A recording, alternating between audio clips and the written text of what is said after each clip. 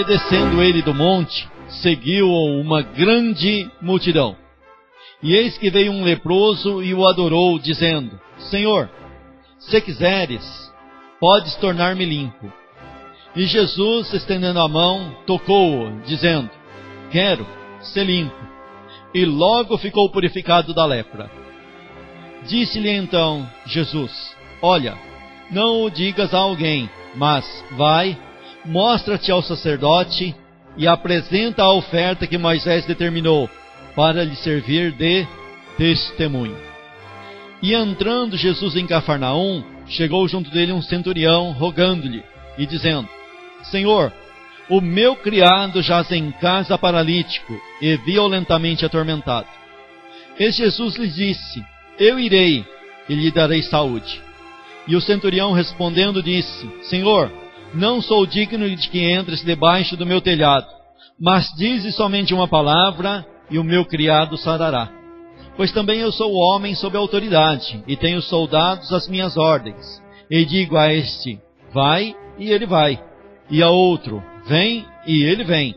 E ao meu criado: faze isto, e ele o faz. E maravilhou-se Jesus ouvindo isso, e disse aos que o seguiam: Em verdade vos digo, que nem mesmo em Israel encontrei tanta fé. Mas eu vos digo, que muitos virão do Oriente e do Ocidente, e assentar-se-ão à mesa com Abraão, e Isaque e Jacó, no reino dos céus. E os filhos do reino serão lançados nas trevas exteriores. Ali haverá pranto e ranger de dentes. Então disse Jesus ao centurião: Vai, e como cresce se seja feito. E naquela mesma hora o seu criado sarou. Amém? Todos podem se assentar.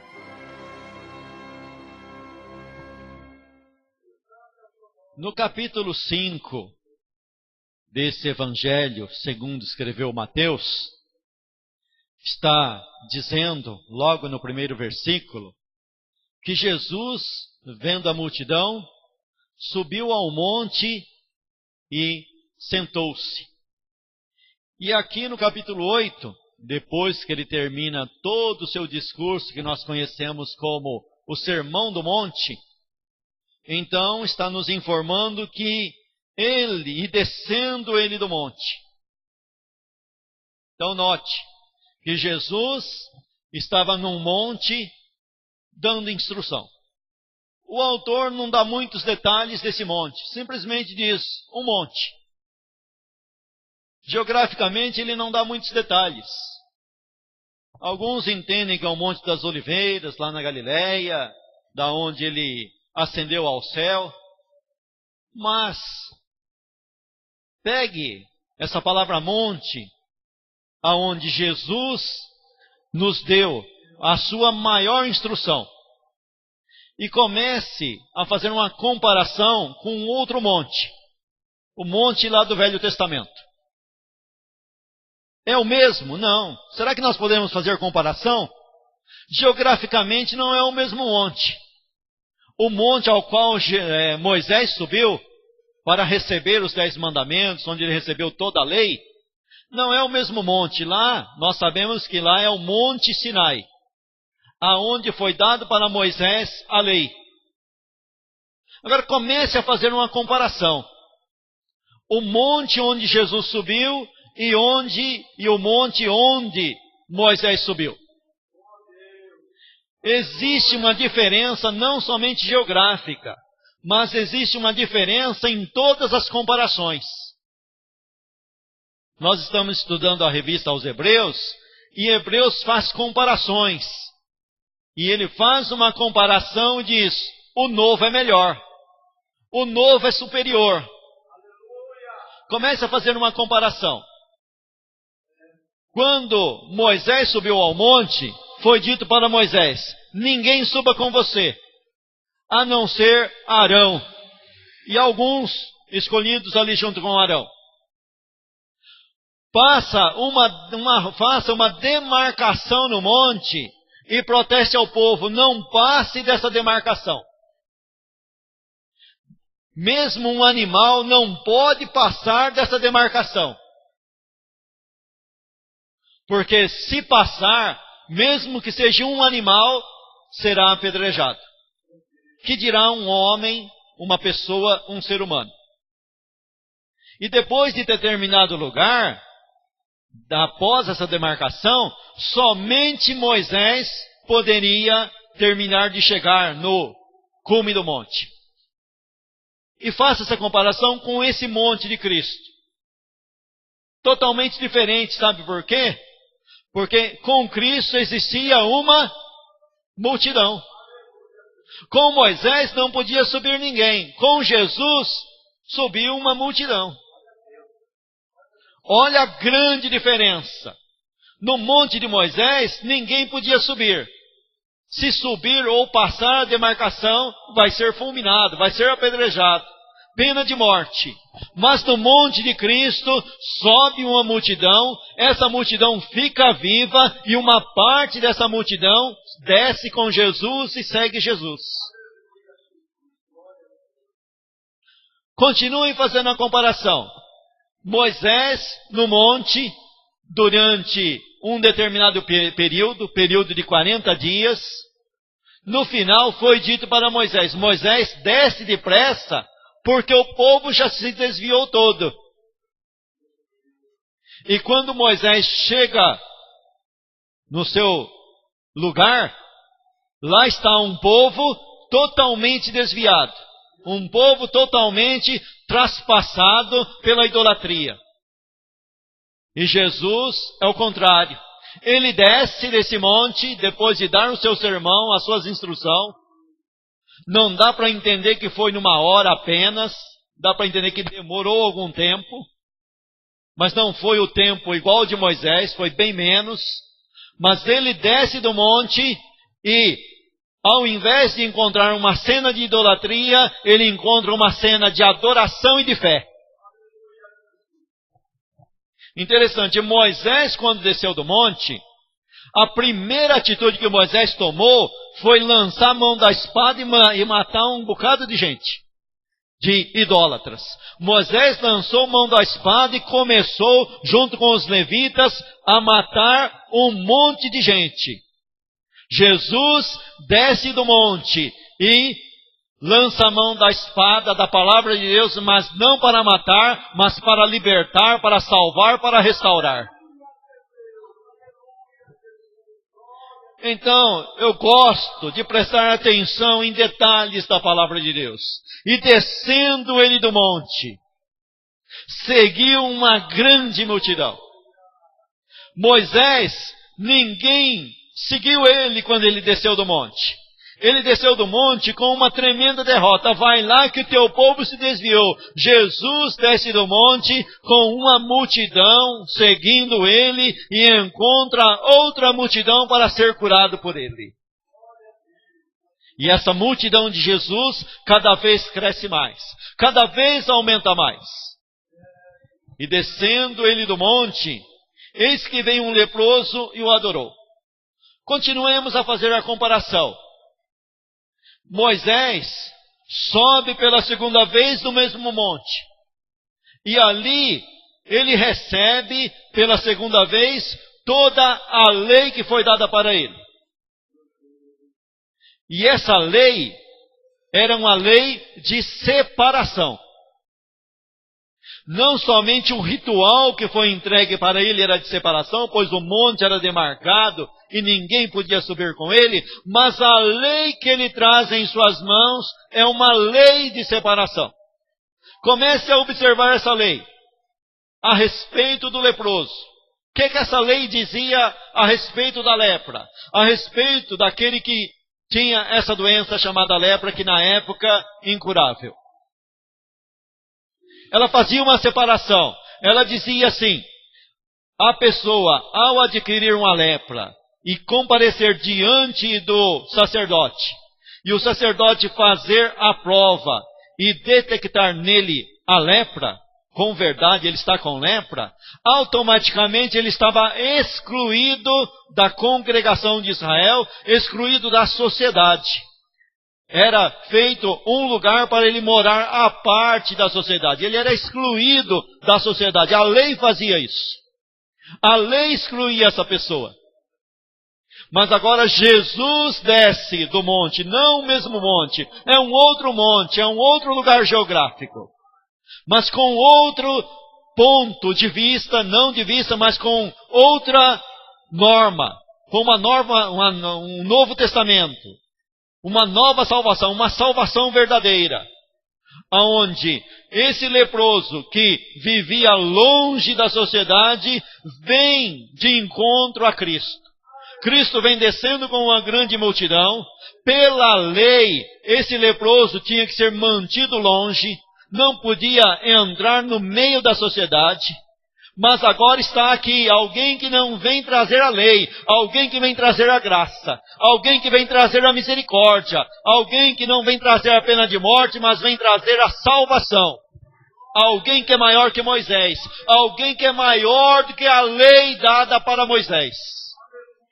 Alguém bem melhor, com uma doutrina bem melhor, um ensinamento bem melhor, uma libertação verdadeira.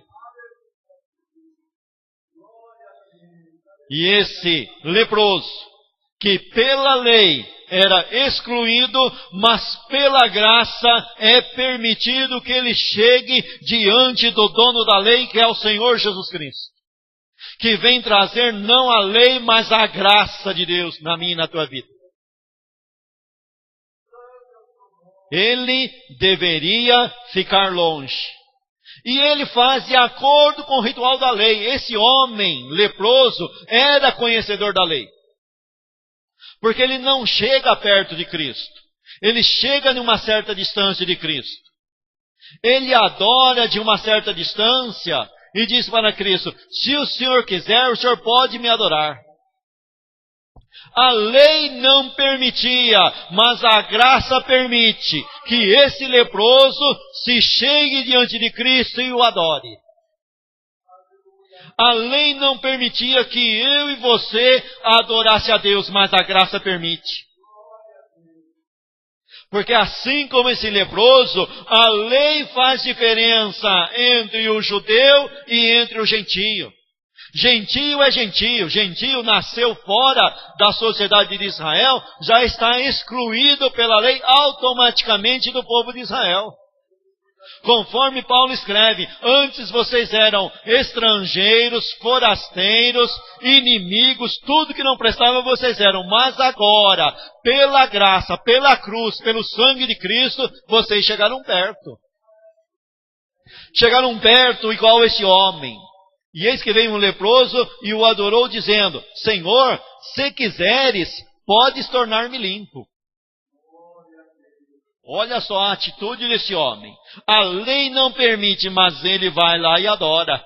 A lei mesmo de Moisés não permite o gentio chegar na presença de Deus, mas a graça permite. A graça nos dá esse direito. A graça nos leva diante de Deus e dizer: se quiseres, podes tornar-me limpo. Porque da mesma maneira que esse leproso precisava ser limpo, nós também precisamos de ser limpos. E nós chegamos diante de Deus pela fé e adoramos esse Deus, Senhor Jesus Cristo, e dizemos para Ele: se quiseres, o Senhor pode me limpar.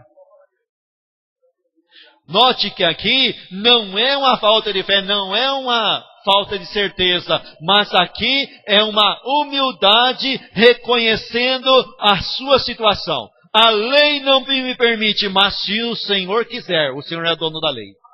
O Senhor é o autor da lei, o Senhor é o que escreveu a lei. Se o Senhor quiser, o Senhor tem poder para me limpar e me tornar puro diante da lei, porque quando o sacerdote declarava o leproso que se curou limpo, ele podia oferecer o seu louvor, a sua oferta, o seu sacrifício lá no templo. O Senhor é o dono da lei, o Senhor é mais do que o sumo sacerdote, porque o Senhor pode me curar. E o interessante é que Jesus cura e fala para ele: vai lá diante do sacerdote. Pode ir lá, porque eu sou o dono da lei, eu te curei de acordo com a lei, eu te purifiquei dentro da lei, e pode ir lá diante do sacerdote. Ó, não é que Deus vai compactuar com o meu e o teu erro. Não é isso. Ele não vai fazer parte do meu e do teu pecado. Ele vai nos curar do pecado e vai dizer para nós, pode ir lá diante do sacerdote, que ele não pode mais te condenar. Pode ir lá diante de Deus. O sacerdote na lei era representante de Deus. Jesus não está contra a lei. Pode ir lá diante do sacerdote, porque eu te curei e ele não pode te reprovar, porque você já está limpo por mim. Sabe por que você pode chegar diante de Deus e Deus não vai te reprovar? Porque o Senhor Jesus Cristo te curou de todo pecado, te limpou de todo pecado. Você pode se prostrar e adorar, e Deus vai receber a tua adoração por causa do sacrifício de Cristo. Jesus desceu do monte com a multidão junto com ele, ninguém foi consumido, porque na lei de Moisés, no Sinai, era consumido. O povo ouviu a voz e disse, não fala Deus conosco. Não fala conosco não. E Deus falou, Moisés, o povo falou bem. O povo disse bem. O povo dá certo. Pode descer lá e protestar e colocar a marca que eu vou falar com você e você fala com eles. Eles estão certinho. Mas no monte de Cristo, Cristo dá a palavra e o povo ouve a palavra de Deus e não precisa de intermediário, não precisa do Moisés intermediando, porque o próprio Deus está falando cara a cara com o povo pecador, porém arrependido pela fé e salvo por Cristo. Olha outra comparação. No Monte Sinai, o povo não podia ouvir Deus. Era só trovão, relâmpago e fogo para todo lado. Mas diante do monte de Cristo, todo mundo ouve a palavra de Deus e fica vivo. A lei mata, mas o Espírito vivifica. A lei de Moisés mata e manda matar mesmo. Mas a graça vem, te purifica, te dá vida e vida em abundância. Não é que a lei mata e você não vai mais ler a palavra porque a lei mata. Não. A lei mata porque ela pega o pecado e o pecador e condena mesmo. Mas a graça vem, nos santifica para a vida. Então leiamos a palavra, entendamos a palavra, compreendamos a palavra, porque a palavra nos dá vida e vida em abundância, a palavra de Cristo. E o leproso faz o pedido, adora a Cristo com lepra e tudo, como diz, né? Venha do jeito que você está e você não vai ficar do jeito que você está, não. Venha do jeito que você está e Cristo vai transformar a tua vida. Cristo vai transformar a tua vida. Venha do jeito que você está e não vai sair do jeito que está. Você vai sair transformado pelo Espírito de Cristo. E o interessante, se na lei fazia separação, olha o que acontece. Versículo 3. E Jesus, estendendo a mão, tocou-o. Presta bem atenção. A lei de Moisés proibia qualquer sacerdote ou qualquer pessoa que era temente e obediente à lei a tocar, não somente no leproso, mas em tudo que o leproso tocava, a outra pessoa não podia tocar. Por isso que ele tinha que morar separado. O leproso estava dentro de casa, a cama dele era imunda. Os utensílios dele eram imundos. Aonde ele passava e tocava, ficava imundo. Por isso, ninguém podia tocar nas coisas que ele tocava. Porque automaticamente, você tocando, você ficava imundo também. Aí tinha todo aquele processo, imundo por um dia, e se banhava, tinha todo um ritual, e somente no final do dia que ia ser considerado limpo. Mas o imundo, o leproso, estava sempre imundo, não tinha purificação para ele, a não ser que ele sarasse, e depois de todo um processo, aí vinha. Mas e Jesus? O sumo sacerdote não podia tocar. Quando vinha até ele, era uma coisa, tinha que ter uma distância. O sumo sacerdote não podia tocar no leproso. Se ele tocasse no leproso, ele já estava imundo. Se ele estava fazendo um serviço consagrado lá para Deus, ele já tinha que parar. Ele tinha que parar com tudo e ir lá se santificar. Passar por todo o processo. Porque o leproso contaminava o santo. Essa era a lei. Essa é a lei. Mas e com Jesus? Note que Jesus, você pode falar, mas Jesus quebrou o protocolo? Note que Jesus toca nele e acontece o inverso. Ao invés de Cristo ficar imundo, o leproso fica purificado. O sacerdote na lei não tinha o poder de santificar o imundo. Acontecia o contrário, o imundo que tinha o poder de contaminar ele. Com Cristo não. Com Cristo acontece o contrário da lei. O justo santifica o injusto. Quando Cristo toca em você, você fica santificado. Se Cristo não tivesse poder, quantos pecadores vão para Cristo?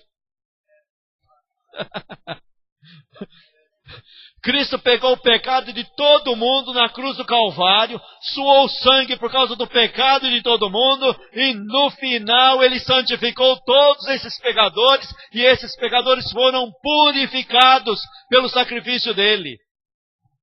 Olha a grande diferença da lei e da graça, da lei de Moisés e o sermão do monte de Cristo.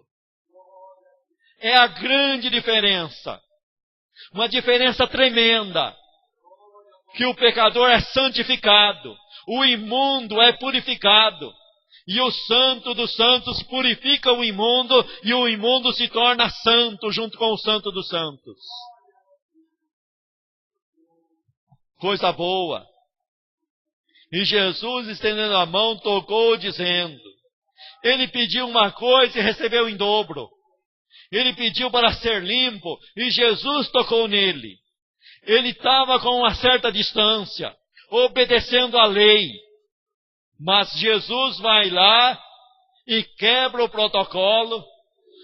Não adianta se alguém murmurou, se não murmurou, se deu opinião ou se não deu. O que importa é que Jesus foi lá e tocou nele. Não importa o que digam, Jesus tocou em você. Jesus se importa com você. Jesus aceita a sua adoração e toca em você e diz, quero, seja limpo. Não é você que quer, é Ele que quer. Você pediu uma coisa pequena e Ele te deu muito mais do que você pediu. Ele pediu uma cura e Jesus deu salvação eterna para ele. Você pediu um milagre e Jesus fez 2, te curou e ainda te salvou. Esse é o nosso Deus que faz acima do que pedimos ou pensamos.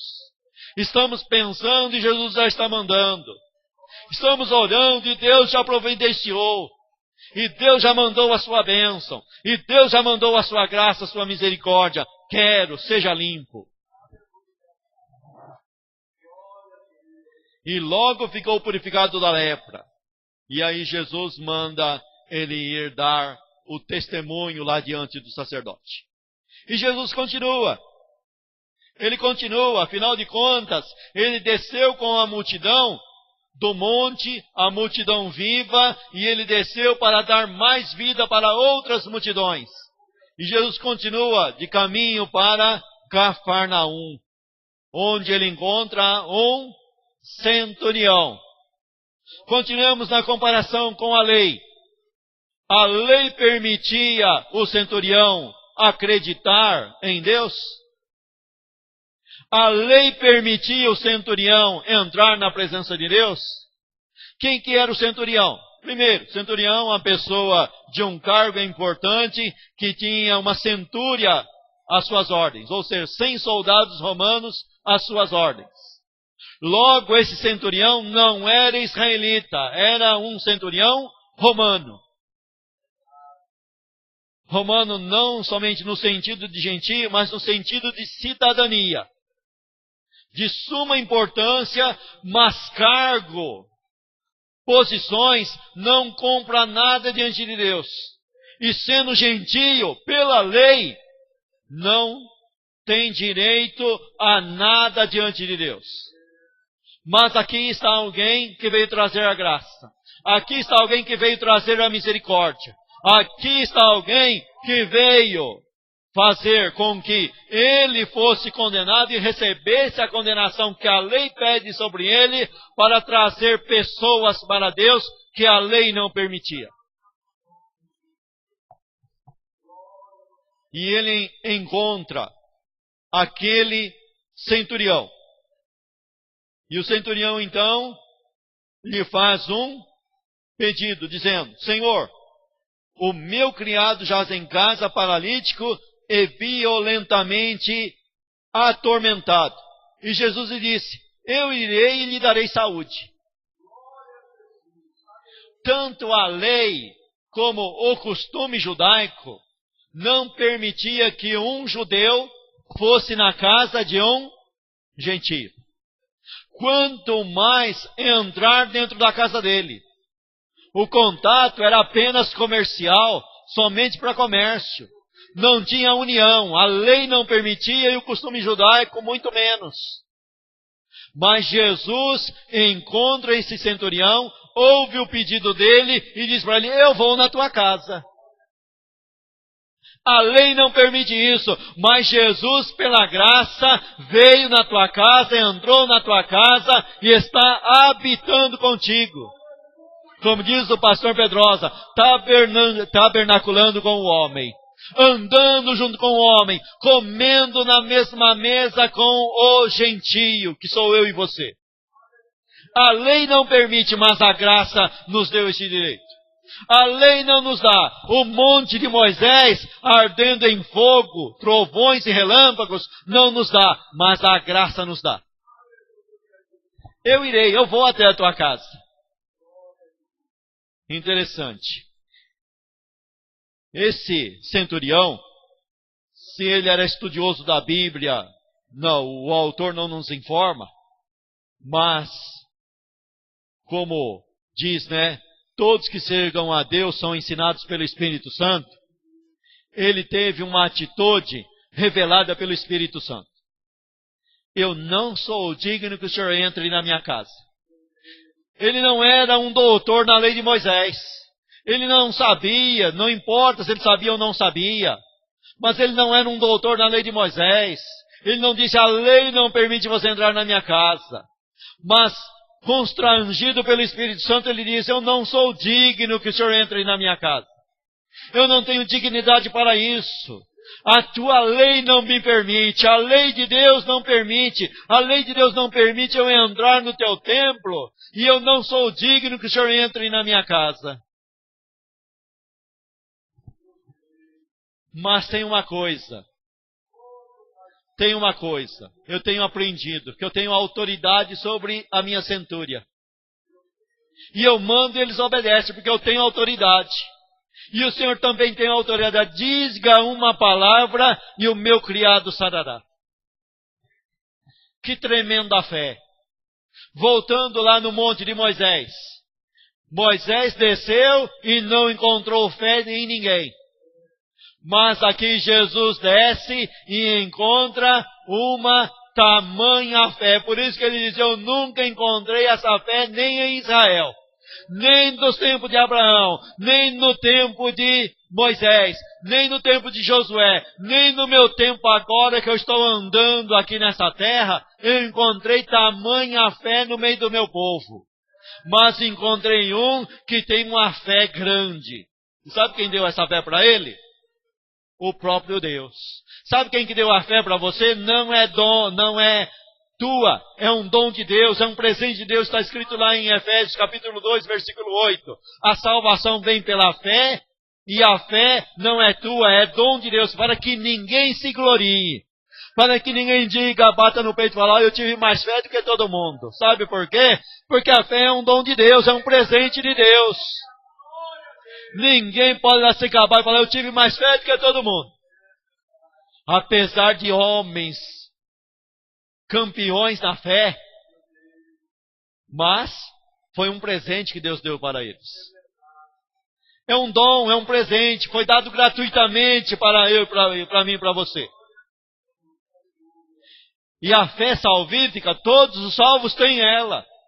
Tem outros que têm um outro tipo de fé, que é o dom da fé, que é uma ferramenta dada pelo Espírito Santo para aquela pessoa realizar sinais e maravilhas no lugar de pessoa que não acredita.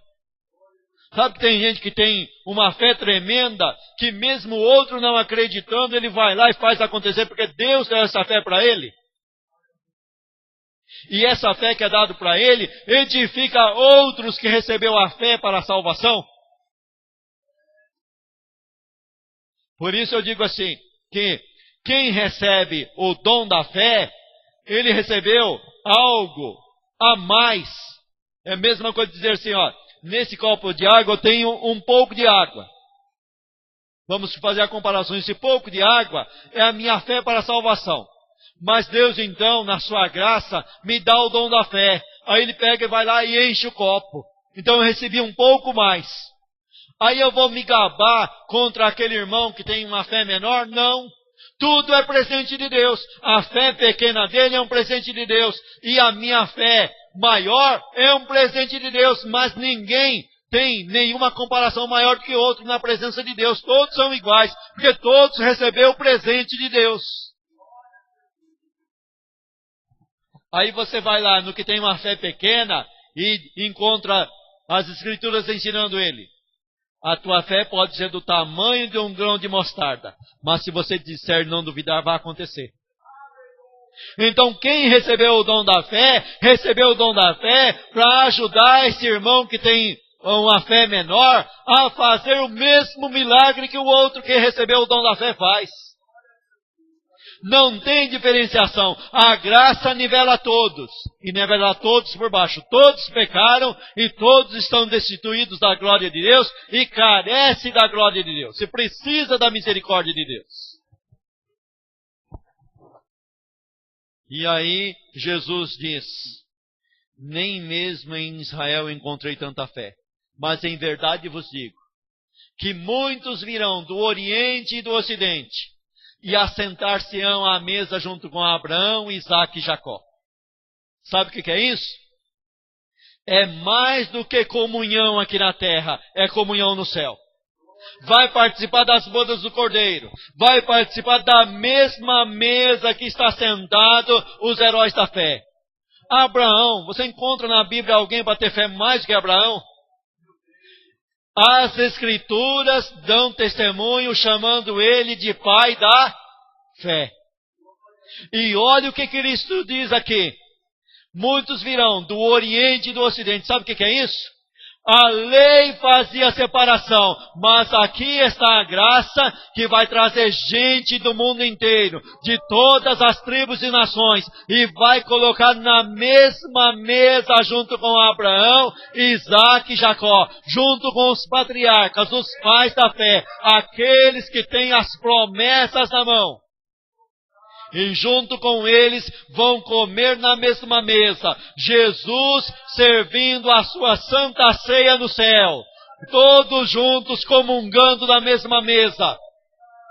Sem distinção alguma. Sem dizer você era brasileiro, você era paraguaio, você era japonês. Não, não tem nada disso. Lá são todos iguais. Lá não tem israelita. Lá tem salvos limpos pelo sangue do Cordeiro. Lá tem pessoas salvas, lá tem pessoas redimidas, juntos, de todos os lugares. Sabe por que Jesus estava dizendo isso? Porque no meio daquela multidão, porque a graça é assim. A graça no momento, ela vem sobre todos. Mas nem todos são salvos pela graça. Nem todos recebem a graça, nem todos têm a graça. Mas estava uma multidão que estava sendo repreendido. Não foi consumido lá no monte, porque não é o monte Sinai. Mas no último dia, Deus vai fazer a separação. Porque ele diz aqui, e muitos dos filhos do reino serão lançados nas trevas exteriores. Muitos dos que estavam lá, não seguindo a Cristo em verdade, mas batendo no peito dizendo assim, eu sou filho de Abraão, não tem para ninguém. Por isso que aí os camaradas falam, não vou aqui pregar que o cara perde a salvação, não. Não vou ensinar isso aí, não. Mas lá estava cheio de gente orgulhoso. Não tem, na igreja às vezes você não encontra gente cheia de orgulho, dizendo que só ele é santo, todo mundo é pecador, tem que estar embaixo do pé dele. Está cheio de gente assim, e estava cheio de gente lá seguindo Cristo. Foi no monte, subiu e desceu, e falando, não, nós estamos vivos porque nós somos cara. Nós somos bonzinhos. Nós estamos aqui é porque nós merecemos a graça. De vez em quando você não escuta alguém dizendo assim que nós temos que fazer por onde merecer a graça? Graça, no significado da palavra graça, significa favor não merecido. Como que o cara vai merecer a graça se a própria graça significa favor não merecido, te dado para você sem merecimento? Estava cheio de gente lá, acreditando que era o bambambam, porque era da descendência de Abraão, e condenava os gentios. Não é bem assim não. A lei só é salvo pela lei quem fazer ela 100%. Ninguém fez e ninguém faz. Então agora precisa da graça de Deus. Precisa da misericórdia de Deus. Ou vai até Cristo e recebe o perdão de Cristo, ou fica fora, ou é lançado fora. Esse negócio de bater no peito, João Batista disse, não fica aí orgulhoso aí dizendo assim, sou filho de Abraão, não. Porque Deus pode pegar essas pedras e tornar essas pedras em filhos de Abraão. Está vendo aquelas pedras lá, gentios, que vocês não dão valor nenhum? Não é que Deus ia pegar as pedras lá do deserto. Jesus ia pegar as pedras lá, gentios, e vai colocar no lugar de vocês. Sabe por quê? Porque vocês não se arrependem, aqueles lá vão se arrepender. Precisa de arrependimento. Precisa de reconhecer o pecado e pedir perdão pelos seus pecados. E assim, muitos virão do Oriente e do Ocidente e assentar-se-ão à mesa junto com Abraão. Então disse Jesus ao centurião, vai, e como creste te seja feito. E naquela mesma hora o seu criado sarou. Essa cura aqui é mais do que cura. Essa cura aqui é salvação. Essa fé que o centurião tinha era uma fé que alguns teólogos chamam de fé salvífica. Porque a fé salvífica, ela traz a salvação e traz a obediência. A fé verdadeira, ela traz obediência.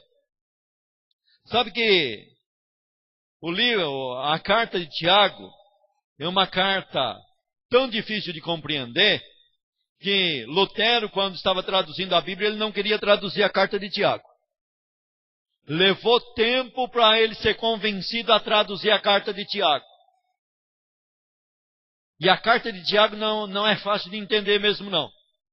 Porque a carta de Tiago, às vezes dá a entender que ele está defendendo salvação pelas obras. Mas você vai na carta de Tiago, quando ele repreende os homens que recebia os ricos e mandava os pobres sentar em qualquer lugar, ele diz assim, não escolheu Deus os pobres desse mundo para serem ricos na fé? Então Tiago não estava contra a fé. Tiago estava contra a fé mentirosa. A fé que não salva. Porque a fé verdadeira, ela traz salvação, ela traz mudança de vida. Se você olhar para um cara que diz que tem fé e não mudou de vida, ele não tem fé verdadeira. Ele se engana a ele mesmo, como Tiago fala. Não vos enganeis com falsos discursos. Discurso bonito, mas que não produz nada. A fé verdadeira muda a vida da pessoa. Vai, a tua fé te salvou. Vai, e da maneira que você creu, te acontece. Você é um liberto em Cristo. Você já venceu o pecado, você já venceu o mundo, você já venceu o diabo. Está escrito nas Escrituras. Eu vos escrevi, João falando, eu vos escrevi porque vocês são fortes, já venceu o maligno. Vocês já venceram o mundo, vocês já venceram o pecado. Está escrito na palavra de Deus. É a fé salvífica, a fé que transforma. O camarada que diz que se arrependeu e anda na mesma vida, ele não se arrependeu coisa nenhuma, ele não aceitou Cristo coisa nenhuma, e está no nosso meio se enganando a si mesmo. A fé verdadeira transforma, a fé verdadeira traz vida e vida em abundância. A fé salvífica. E Deus escolheu os pobres desse mundo para serem ricos na fé. Depois de falar isso, aí Tiago vai para a exortação. A fé sem obras é morta. Mas primeiro ele exalta a fé. Aí, graças a Deus, Lutero, os amigos de Lutero, conseguiu convencer ele a traduzir o livro de Tiago. E está aí o livro de Tiago para nós lermos. E parece uma contradição com Paulo, mas não tem contradição nenhuma. Porque Tiago estava defendendo a fé verdadeira e não a fé falsa. E Paulo também defendia a fé verdadeira. Primeira coisa, só olhar para a vida de Paulo. Foi o que mais trabalhou. Foi o que mais fez. Mas logo ele se apressou dizendo, não eu, mas a graça de Deus que está em mim.